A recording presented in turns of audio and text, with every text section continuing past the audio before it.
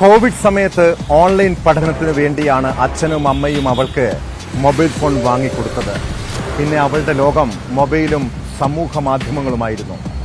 Lockdown എല്ലാം കഴിഞ്ഞ് അച്ഛനും അമ്മയും ജോലിക്ക് പോകാൻ തുടങ്ങിയപ്പോൾ വീട്ടിൽ ആ പെൺകുട്ടി തനിച്ചായി. പിന്നെ ഇൻസ്റ്റഗ്രാമിലെ സൗഹൃദങ്ങളായിരുന്നു കൂട്ട്.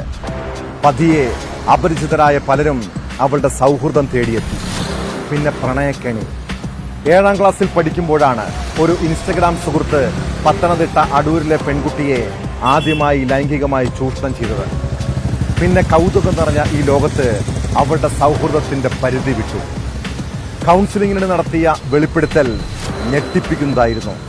കഴിഞ്ഞ 5 വർഷത്തിനിടെ 9 പേരാണ് ആ പെൺകുട്ടിയെ പീഡിപ്പിച്ചത്.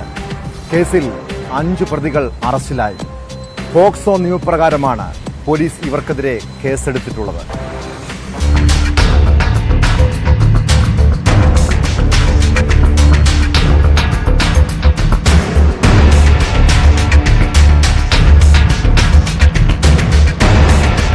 ഏഴാം ക്ലാസ് മുതലാണ് പെൺകുട്ടി പീഡനത്തിന് ഇരയായത്. സ്കൂളിൽ നടത്തിയ കൗൺസിലിംഗിലാണ് പീഡന വിവരം പുറത്തറിഞ്ഞത്. തുടർന്ന് CWC അധികൃതർ പോലീസിൽ പരാതി നൽകിയതിനെ തുടർന്ന് നടത്തിയ അന്വേഷണത്തിലാണ് പെൺകുട്ടിയെ പീഡിപ്പിച്ച 5 പ്രതികളെയും പോലീസ് അറസ്റ്റ് ചെയ്തത്. പെൺകുട്ടിയുടെ പീഡന ദൃശ്യങ്ങൾ പ്രതികളിൽ ചിലർ മൊബൈലിൽ പകർത്തി പ്രചരിപ്പിച്ചു. ഇതോടെ സ്കൂളിൽ പെൺകുട്ടി എത്താത്തതിനെ തുടർന്നാണ് കൗൺസിലിംഗിന് വിധേയമാക്കിയത്. കേസിൽ ഉൾപ്പെട്ട 4 പ്രതികൾക്കായി പോലീസ് അന്വേഷണം ഊർജിതമാക്കി. പ്രതികളിൽ ഒരാൾ നൂറനാട് സ്വദേശിയാണ്.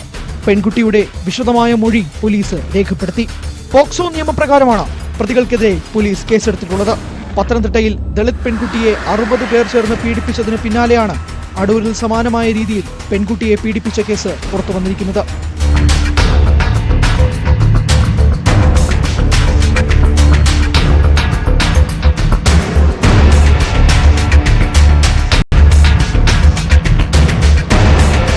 ന്യൂസ് 18 പത്തനംതിട്ട.